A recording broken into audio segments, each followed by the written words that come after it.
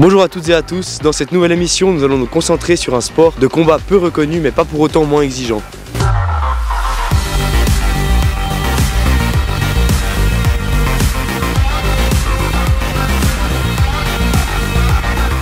Comme vous l'avez constaté, il s'agit bel et bien du karaté. Pour mener à bien cette émission, nous avons un invité de marque que nous allons suivre tout au long de l'émission. Il est 5 fois champion suisse, 18e mondial au classement de sa catégorie et tout ça en étudiant ici au collège de Gambart. Je vous présente Gabriele Di Gioia. Comme le karaté est un sport méconnu pour la plupart d'entre vous, voici une petite présentation de ce sport ainsi que de ses règles pour déjà vous mettre dans l'ambiance.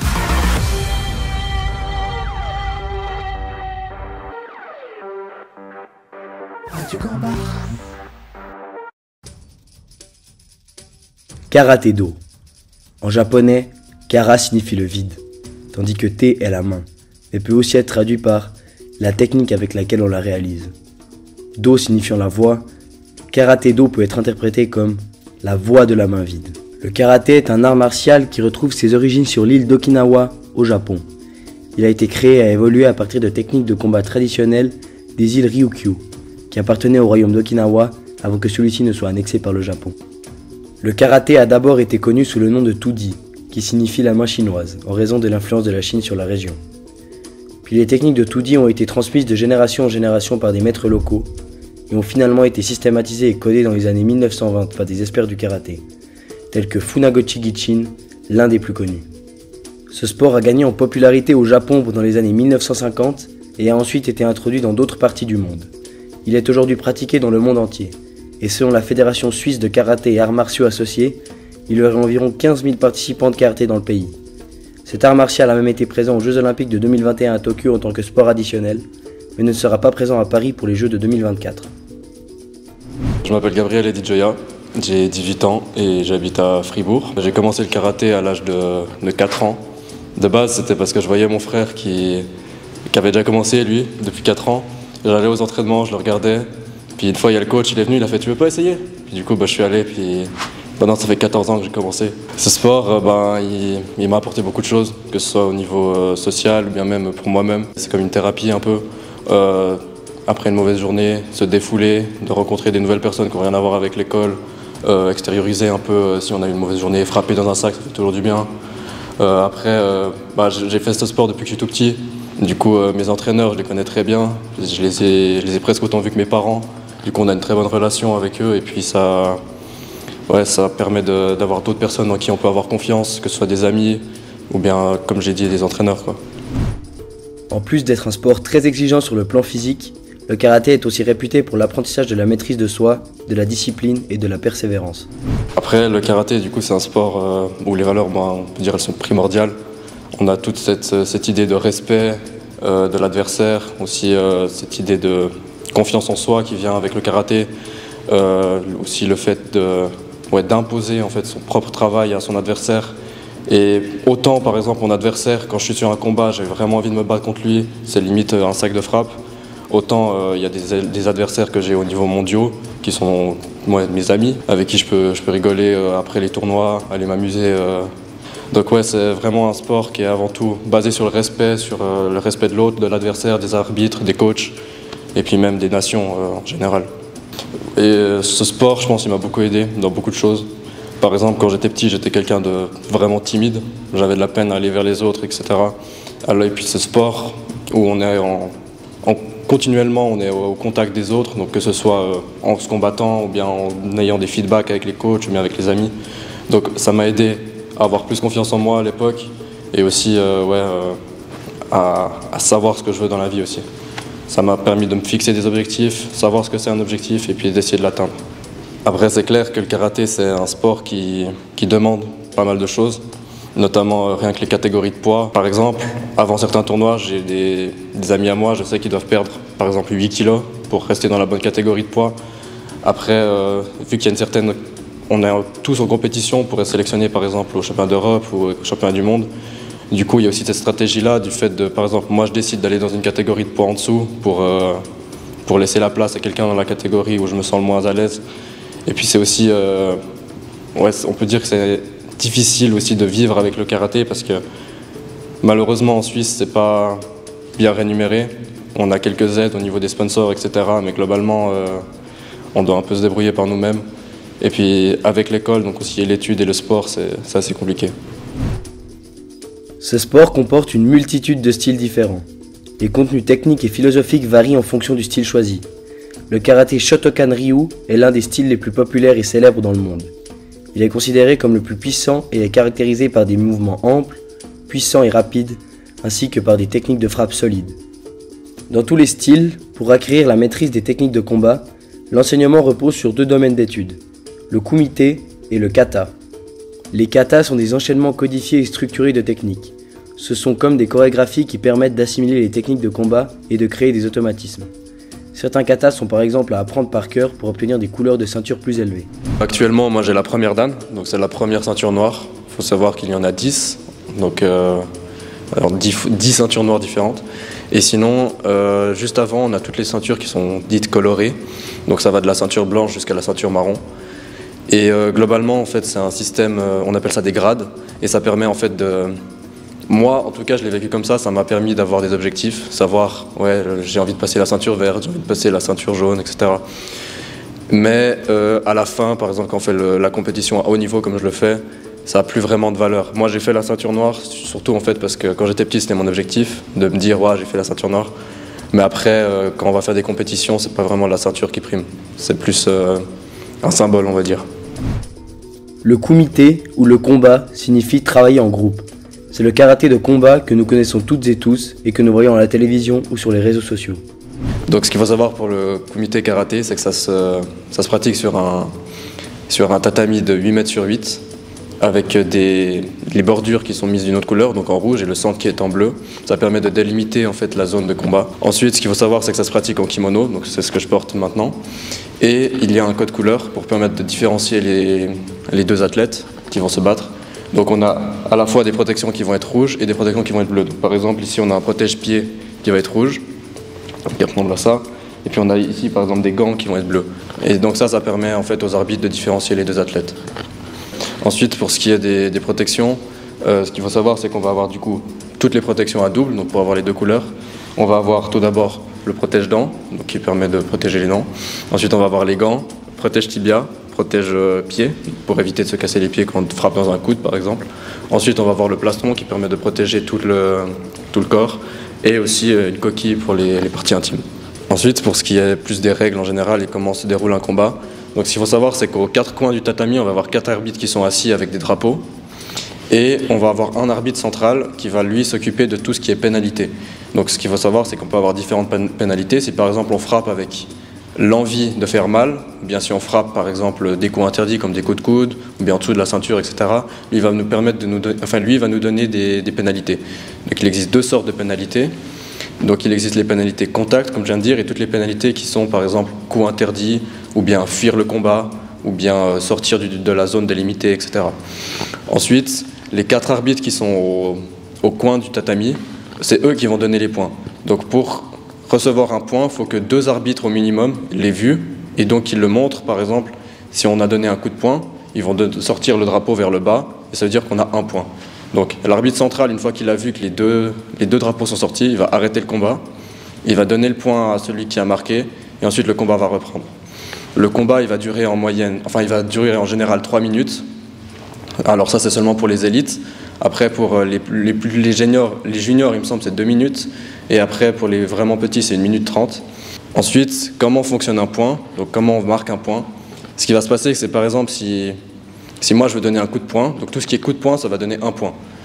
Il faut que ça frappe fort au ventre, à la tête aussi, il faut que ça touche légèrement. Ensuite, il faut avoir ce qu'on appelle le kime, donc ça veut dire qu'on doit pas juste poser la main, il faut vraiment que ce soit un coup, que ce soit frappé et que ce soit pas juste mettre la main sur le visage. Ensuite, on va voir tout ce qui est coup de pied au corps, ça va nous donner 2 points. Et ensuite, finalement, on va voir les coups de pied à la tête et les balayages qui vont nous donner 3 points. Et donc, celui qui va gagner un combat, ça va être celui qui va éliminer l'adversaire à cause des pénalités, ou bien qui a le plus de points à la fin du combat. Comme sa catégorie l'indique, le karaté fait partie des sports de combat. Mais est-ce que cela signifie qu'il est plus dangereux qu'un sport non qualifié de sport de combat? Est-ce que cela signifie aussi que les blessures y sont plus fréquentes? Telles sont les questions que nous allons traiter avec l'entraîneur national de karaté, Franco Pisino.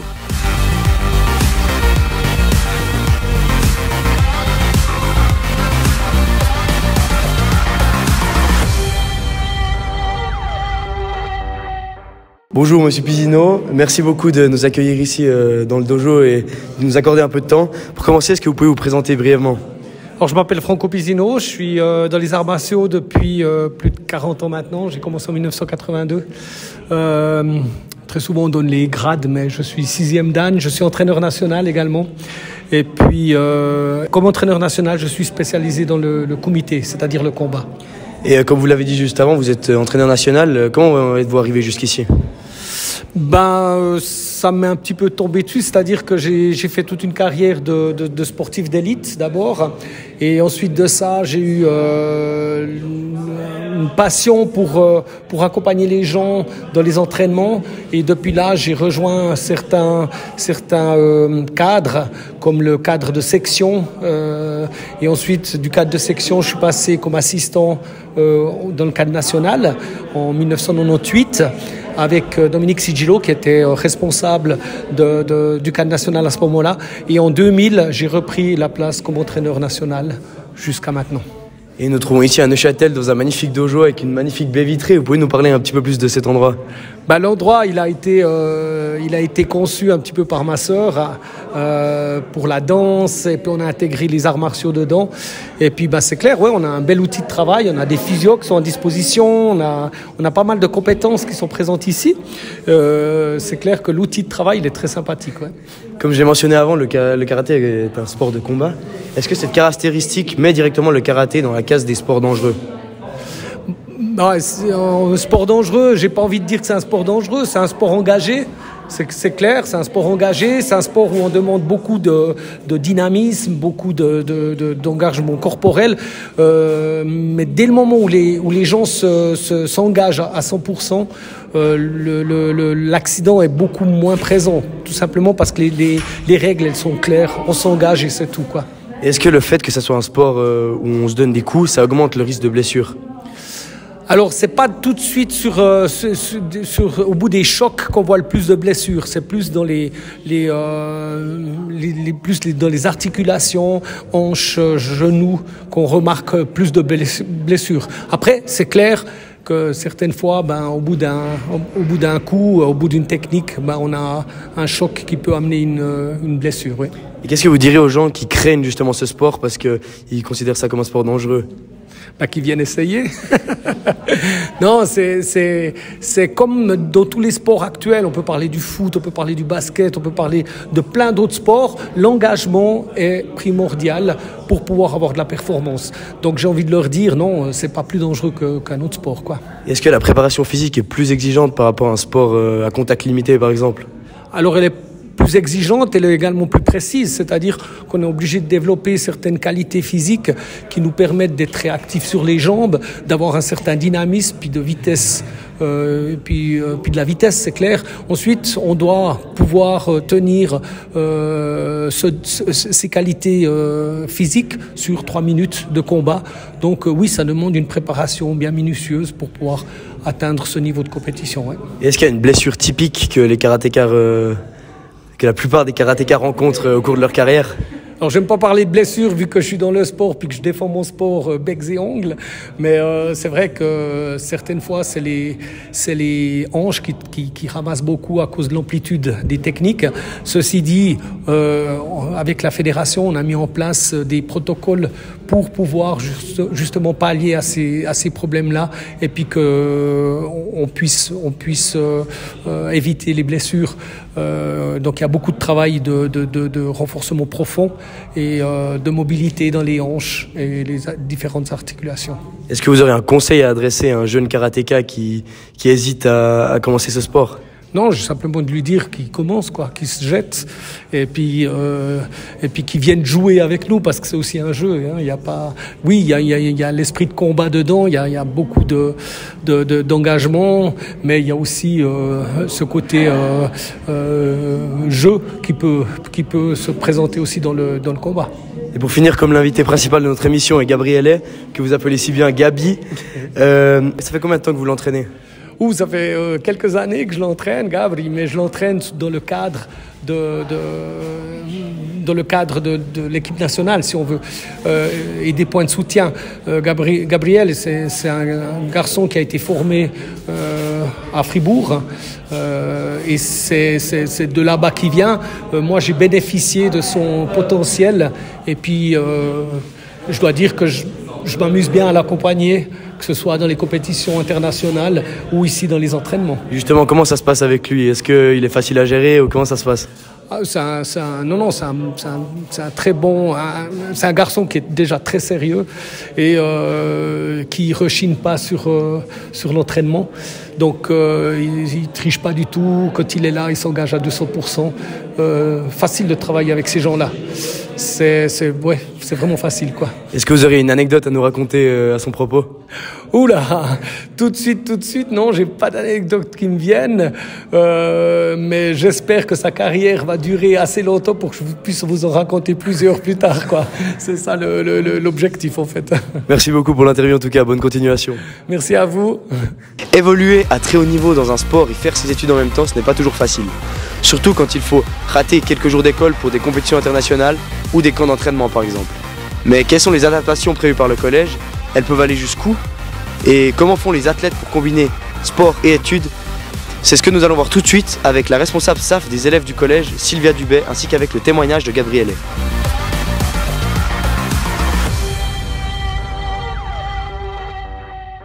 Sylvia Dubay, qui est bien connue au collège de Gambard, mais est-ce que vous saviez que c'était elle qui s'occupait des élèves SAF ici dans notre collège? Tout d'abord, bonjour Madame Dubay, merci de nous accueillir ici dans votre bureau. Bonjour. Pour commencer, est-ce que vous pouvez nous expliquer ce que signifie le terme SAF? Alors le terme SAF signifie sport, art, formation. Donc c'est un programme pour aider les sportifs et les artistes à la fois suivre leurs études tout en faisant leur sport. Vous êtes donc la responsable des élèves SAF dans le collège. Depuis quand c'est vous qui endossez ce rôle d'accompagnement des sportifs d'élite? Depuis 11 ans environ. Donc depuis que vous êtes arrivé ici au collège? Non, ça n'existait pas quand je suis arrivée au collège, depuis que je suis proviseur. C'était une évidence pour vous de vous occuper des élèves sportifs? Alors tout à fait, parce qu'à la base je suis aussi maître de sport, donc le sport me tient à cœur. Et est-ce que ce côté de vos travail vous prend-il beaucoup de temps par rapport au reste? Et qu'est-ce que vous faites concrètement? Alors effectivement, c'est un travail, disons, sur toute l'année, mais la plus grosse partie du travail, c'est en été, parce que je rencontre tous les sportifs d'élite qui ont le statut SAF pendant l'été pour regarder leur horaire scolaire, le comparer avec leur plan d'entraînement, et puis essayer de voir quelle est la classe qui convient le mieux à l'élève, et puis ensuite de voir tous les aménagements qu'on peut faire pour qu'il puisse à la fois suivre ses entraînements et venir à l'école. Donc vous travaillez toute l'année, jamais de vacances? Pour les SAF ou de manière générale. Donc pour les SAF, on se voit surtout l'été pour préparer les conventions, comme on appelle, mais après, pendant l'année, c'est clair que je les vois régulièrement parce qu'ils viennent vers moi pour me demander des congés pour des compétitions, ou moi je leur demande de venir si au niveau scolaire ça coince un petit peu, on discute aussi à ce niveau-là. Et au niveau des adaptations, c'est quoi les adaptations prévues et elles peuvent aller jusqu'où? Alors il faut bien être conscient que dans le programme SAF, il y a deux statuts différents. Il y a le statut espoir, c'est pour les jeunes en principe qui ont une carte suisse olympique régionale. Donc ces espoirs ont droit à dispenser du cours de sport et ont droit à une dizaine de jours de congé pour les compétitions. Par contre, les élèves qui ont le statut SAF ont droit à une vingtaine de jours de congé. Et là, ils ont des aménagements qui peuvent être faits par rapport à leur horaire de la journée, pour qu'ils puissent aller suivre des entraînements pendant la journée ou qu'ils puissent être libérés de certains cours pour pouvoir travailler pendant la journée parce qu'ils ont peut-être beaucoup d'entraînements le soir. J'imagine justement que l'école reste toujours au centre de la préoccupation, mais est-ce que c'est toujours possible d'avoir ces aménagements si ça ne se passe pas bien du côté scolaire ou si l'élève n'est pas promu par exemple? Non, ça doit fonctionner des deux côtés, c'est un peu mon rôle justement de suivre les élèves SAF pour que ça marche au niveau sportif, mais aussi au niveau scolaire. Si un élève n'est plus promu à la fin de l'année, il y a deux possibilités. Soit il répète, mais il perd son statut SAF, soit il change de filière, et là, il peut garder son statut SAF. J'imagine que dans la plupart du temps, ça se passe quand même d'une bonne manière. Généralement, avec les sportifs SAF, ça se passe vraiment très bien aussi au niveau scolaire, parce qu'on exige quand même d'eux une certaine attitude, parce qu'il faut, pour que ça fonctionne bien, qu'ils aient beaucoup de relations avec les professeurs, qu'ils communiquent, qu'ils informent quand ils ne sont pas là, qu'ils regardent comment rattraper, etc. Donc, en principe, les gens qui vont bien en sport vont bien à l'école. Est-ce que c'est les mêmes aménagements pour tous les sports ou est-ce qu'il y a des différences entre les sports? Tout est différent. Tout est individualisé pour chaque élève, c'est différent parce que chaque sport a des entraînements à un moment différent. Je me suis amusée à regarder les entraînements de mes élèves. Ici, on a 16 sports différents en ce moment. Il y a des entraînements à peu près tout le temps, tous les jours. Donc, l'adaptation, elle est vraiment pour l'élève. Et ensuite, même deux élèves qui auraient le même sport et qui seraient au même niveau scolaire n'ont peut-être pas forcément besoin des mêmes aménagements. Peut-être qu'un élève préfère manquer un cours de mathématiques parce qu'il est super bon en maths, et un autre élève ne devra surtout pas manquer le cours de mathématiques. Par contre, il est peut-être déjà bilingue, il pourra manquer le cours d'allemand, donc il va choisir une classe différente. Et sinon, quelle relation vous avez justement avec ces élèves en sport élite au collège? Est-ce que c'est vraiment une relation de prof à élève ou est-ce qu'au fil du temps, ça devient un peu une relation amicale? Alors, je pense que c'est un peu plus que prof à élève. Après, ça dépend. Il y a certains élèves que je vois très souvent. Donc, c'est clair que là, il se crée un lien particulier, soit parce qu'ils sont à un haut niveau, ils ont souvent besoin de congés. Enfin, on doit avoir une relation relativement proche. Et puis, d'autres élèves, je les vois moins parce qu'ils ont peut-être un sport d'équipe où ils s'entraînent que le soir et ils ont des compétitions le week-end. Donc là, je les vois un peu moins. Donc là, encore une fois, ça peut être très différent d'un sportif à l'autre. Sinon, on imagine que vous êtes quand même assez proche des élèves sportifs. Justement, vous avez dit que vous les suiviez le plus souvent possible. En tout cas, on n'a eu que des retours positifs de la part de Méline Pierret et d'Arnaud Couture. Quels sont vos sentiments quand vous voyez un élève que vous avez suivi pendant 4 ans et vous le voyez évoluer au plus haut niveau mondial ou jouer ou performer dans l'équipe nationale suisse, par exemple? Alors moi, je les suis de très près dans leurs performances. Du reste, maintenant, je vais régulièrement regarder les matchs de Fribourg Olympique, mais j'avais commencé avec Arnaud Couture, qui était ici comme élève. J'ai commencé comme ça, donc j'aime bien les regarder, mes sportifs, évoluer dans leur sport. C'est quoi votre sentiment quand vous voyez que votre élève arrive? Mais moi, je vibre avec eux, quoi. Enfin, je suis super heureuse, comme Méline qui disait, c'est clair qu'elle était bien maintenant, qu'elle a des bons souvenirs de Gambard, mais elle fait partie des élèves dont je me souviendrai longtemps, parce que c'est clair qu'on a dû se voir souvent avec elle, avec ses parents, avec les entraîneurs, donc il y a eu un suivi. Après, j'ai été les regarder dans des matchs, donc de voir tout le travail qu'on a fait, l'accompagnement qu'on a fait, puis après de voir le résultat, c'est clair, on est heureux pour eux, quoi. C'est évident. C'est comme maintenant avec Audrey Véro, que je vais rencontrer cette semaine avec son entraîneur du reste, qui se prépare pour les Jeux Olympiques l'année prochaine. Là aussi, si je la vois un jour aux Jeux Olympiques, c'est génial. Au championnat du monde, moi j'étais à Belfaux avec son club pour la regarder courir au milieu de la nuit. Enfin, c'est des choses qui font plaisir. Concernant plus précisément maintenant Gabrielet, comme c'est le sujet de mon émission, est-ce que c'est la première fois que vous avez un élève élite dans un sport autant peu connu et médiatisé comme le karaté? Non, j'ai déjà eu son frère au super niveau. J'ai aussi des judokas. Non, il n'y a pas que des sports qui sont très connus. Non, ce n'est pas la première fois. Et avec Gabrielet, comment ça se passe? Est-ce que vous avez beaucoup besoin de l'accompagner? Est-ce que c'est facile avec lui ou ça se passe comment? Je dirais que c'est un élève SAF modèle.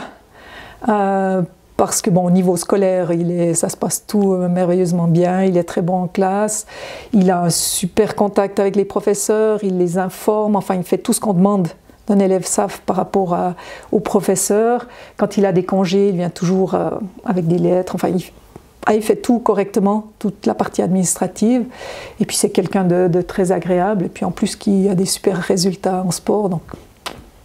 Il est parfait, quoi. Parfait.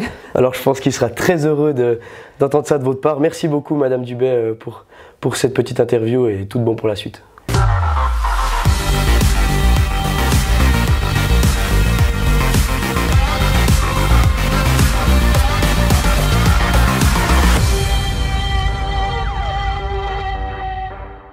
Nous voici maintenant dans un dojo rue du Jura à Fribourg. Est-ce que tu peux nous parler un peu plus de cet endroit? Ouais, alors ce qu'il faut savoir, c'est que c'est pas réellement notre dojo en fait avec mon entraîneur et mon club. C'est qu'avant on avait le dojo qui s'appelait le TC Center, donc c'était un peu plus bas à côté ici, aussi dans le quartier du Jura. Mais suite au coronavirus, ça a fait faillite. Puis du coup maintenant on galère un peu depuis 2-3 ans à trouver un peu un dojo à nous. Mais pour l'instant on s'entraîne ici et puis des fois on va aussi à Marly s'entraîner. Et toi, de ton côté, ça fait combien de temps que tu as le statut SAF, donc sport études formation? Alors, j'avais déjà au CO, donc à partir de la moitié de la première année du CO, j'ai commencé à avoir ce statut. Mais ouais, donc depuis à peu près 5 ans, je dirais. On sait que les exigences pour atteindre ce statut, elles varient en fonction des sports.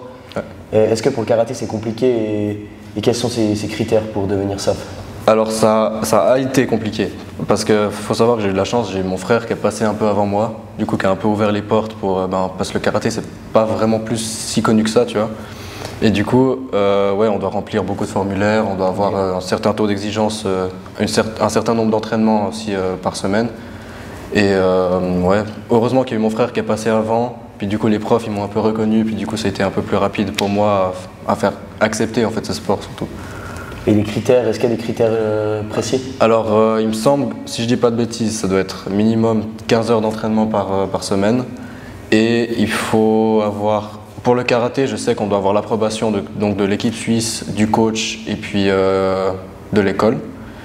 Et on doit remplir des formulaires de santé, remplir des formulaires depuis combien de temps on fait le karaté, pourquoi on veut le statut SAF, etc. Et tu m'as dit juste avant que tu t'entraînais tous les jours. Ouais.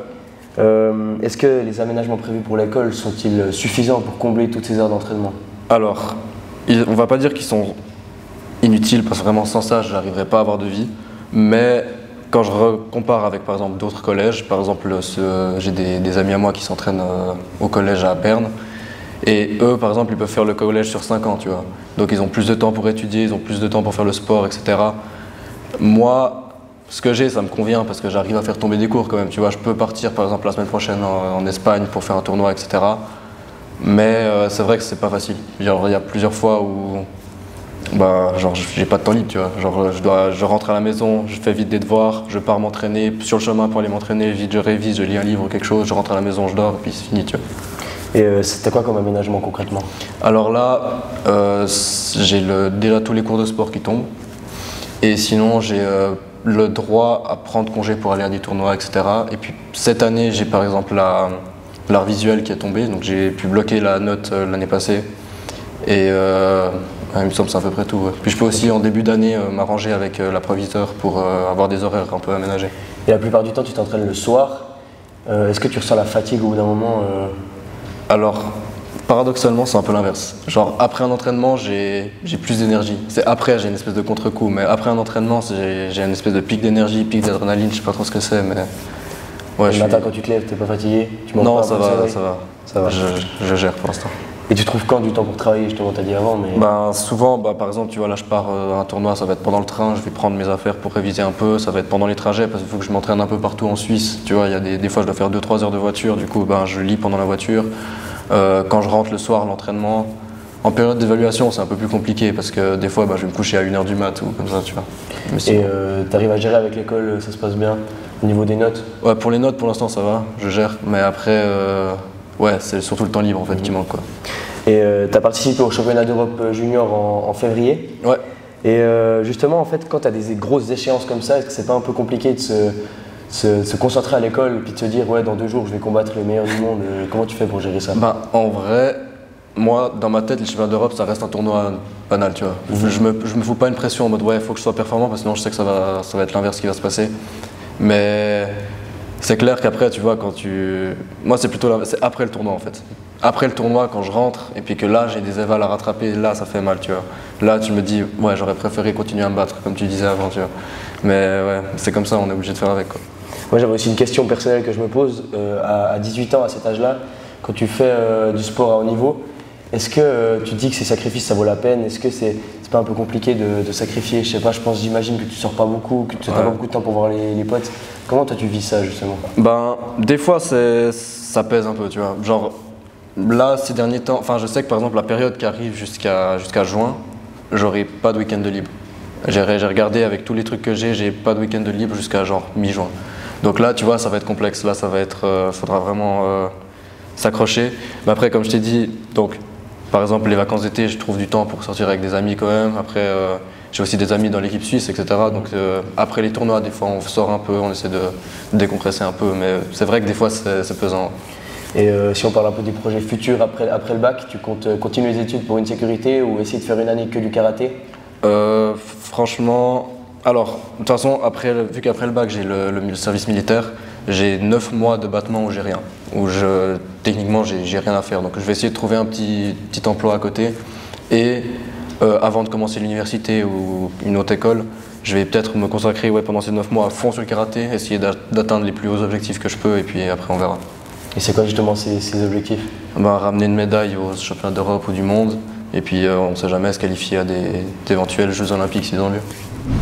Voilà, nous arrivons déjà à la fin de notre émission. J'espère que vous en avez appris un petit peu plus sur le karaté et que vous avez apprécié la manière dont les informations vous ont été expliquées. Un énorme merci à Gabriele d'avoir accepté de collaborer avec nous et de nous avoir fait découvrir son sport. Toute l'équipe de Radio Gambard lui souhaite plein de succès pour le futur. N'hésitez pas à laisser votre avis sur la vidéo en commentaire et si elle vous a plu, n'hésitez pas à la partager à vos proches. Pour des contenus plus courts ou des annonces de vidéos, vous pouvez nous retrouver dès maintenant sur notre compte Instagram. C'est tout pour moi, merci à toutes et à tous de nous avoir regardés jusqu'au bout et à très bientôt sur Radio Gambard.